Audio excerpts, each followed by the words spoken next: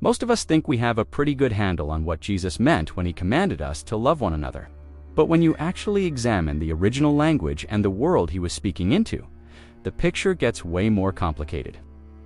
Today, we are looking at the specific type of love Jesus introduced. Because honestly, the version we hear about in pop culture is a pale imitation of the original. We are going to examine the different Greek words for love, the cultural rules Jesus was confronting, and then the revolutionary concept he presented. At the end, I'll explain why this ancient idea is a direct challenge to our modern world. But I want you to see all the evidence first. Let's start with a problem in our own language.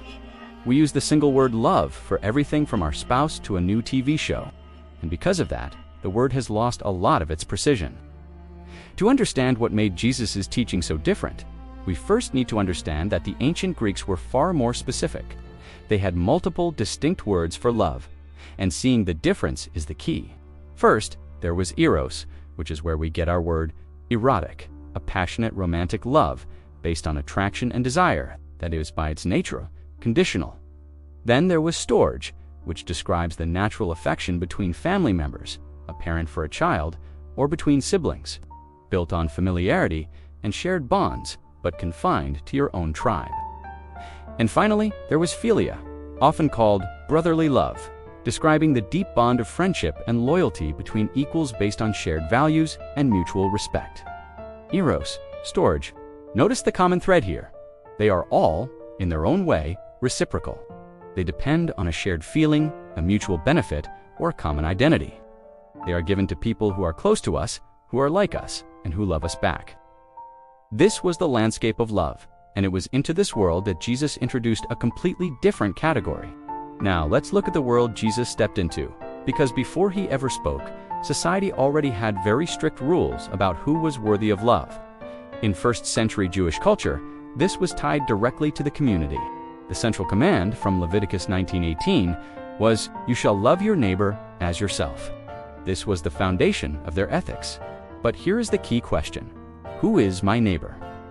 For many, the answer was another Israelite, and love, or ahava in Hebrew, was about loyalty to your own people, creating a strong community, but also building walls.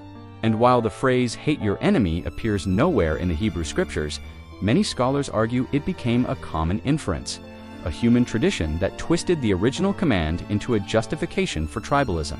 Your enemies were anyone outside that circle: the occupying Roman soldiers, the tax collectors who worked for them, the Samaritans who were seen as religious rivals, and all other Gentiles. To many, keeping this distance was seen as a righteous duty. The surrounding Greco-Roman world operated on a similar principle, where love, whether eros or philia, was fundamentally transactional, and extending love to an enemy wasn't just illogical, but a sign of weakness.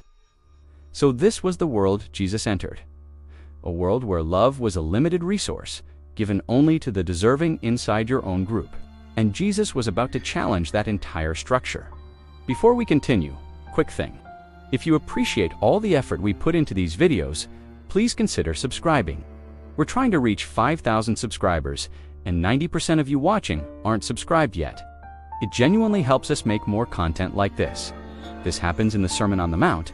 Jesus stands before a crowd that has lived their whole lives by these rules. He starts by acknowledging their worldview. You have heard that it was said, "You shall love your neighbor and hate your enemy." He quotes their own popular teaching back to them, and then he shatters it. "But I say to you, love your enemies and pray for those who persecute you." This wasn't a minor suggestion.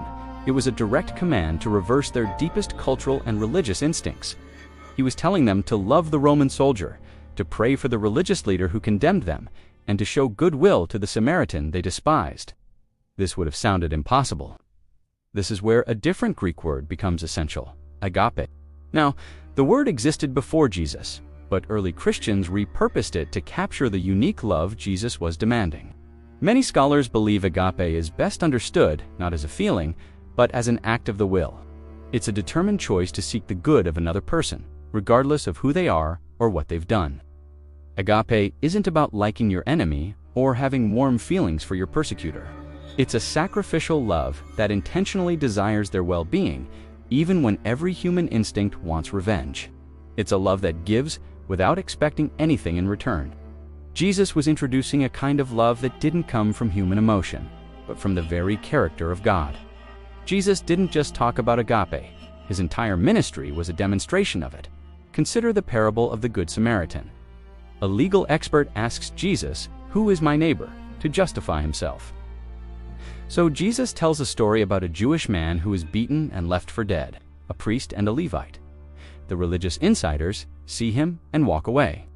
But then a Samaritan, a member of a hated rival group, stops, tends to his wounds, and pays for his care. Jesus purposefully chose the enemy to be the hero who demonstrated what true love looked like. With that story, he redefined neighbor from someone in my tribe to anyone in my path who needs help. I'm genuinely curious what you think. Drop a comment and let me know how this changes your understanding of love. I read every comment, and your perspective helps me learn too. But his life was the real story. He constantly crossed social boundaries, scandalizing the righteous by dining with tax collectors like Zacchaeus, men seen as traitors.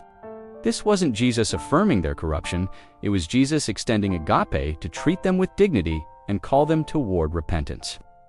Look at the story of the sinful woman who anoints his feet. The host, a Pharisee named Simon, judges both her and Jesus, seeing only a sinner. But the woman weeps and washes Jesus' feet with her tears. Jesus receives her act of devotion and contrasts her great love with Simon's cold judgment, offering her forgiveness. He extended agape to the one everyone else cast out. And the ultimate demonstration is the cross. As he's being executed by his enemies, Jesus doesn't call for vengeance. He prays, "Father, forgive them, for they do not know what they are doing." This is anime love in its purest form, a love that absorbs hatred and returns grace. This is agape. So why would Jesus command something so impractical? He gives the reason right after, so that you may be children of your Father in heaven. He causes his sun to rise on the evil and the good, and sends rain on the righteous and the unrighteous. Agape love is an invitation to imitate the character of God. God's common grace, the sun and the rain, isn't distributed based on merit.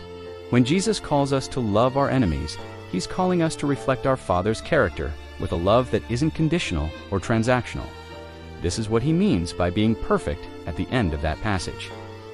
The Greek word is teleos, which many scholars believe doesn't mean sinless perfection, but rather maturity or completeness. To practice agape is to become a more mature human, reflecting the image of God. Understanding agape forces us to reevaluate our modern ideas of love. First, agape is not the same as being nice. Jesus himself turned over tables in the temple and spoke harsh truths to religious leaders. Agape is committed to the other person's ultimate good, and sometimes that requires uncomfortable confrontation, not conflict-avoidant politeness. Second, agape is not permissive affirmation. Our culture suggests loving someone means affirming everything they do, but Jesus loved the tax collector without affirming his extortion, and loved the woman in adultery while telling her to go and sin no more. Agape loves the person too much to leave them in a broken state. Finally, agape shifts the focus from feelings to actions. When Paul describes love in 1 Corinthians 13, he uses verbs. Love is patient, love is kind, it does not envy, it is not self-seeking. These are choices, not feelings. So, the love Jesus taught wasn't a small update, it was a revolution. He replaced the world's conditional, feeling-based love with agape, a divine, unconditional, action-based love that extends even to our enemies. It's a love that mirrors the very heart of God. This kind of love is profoundly counterintuitive, going against our natural instinct for self-preservation. And that's really the point. Agape is not a human achievement, it is a divine standard. It challenges us to move beyond the cheap imitations of love our culture offers and embrace a love that has the power to truly change us and our relationships. This concept of agape is challenging and forces us to look at our own relationships in a new light. So I want to leave you with a question. How would practicing this kind of radical, action-based agape love change your most difficult relationships? Let me know your thoughts in the comments below. And if this video gave you something to think about, make sure to subscribe and hit that notification bell for more content where we go deeper into these truths. Thanks for watching.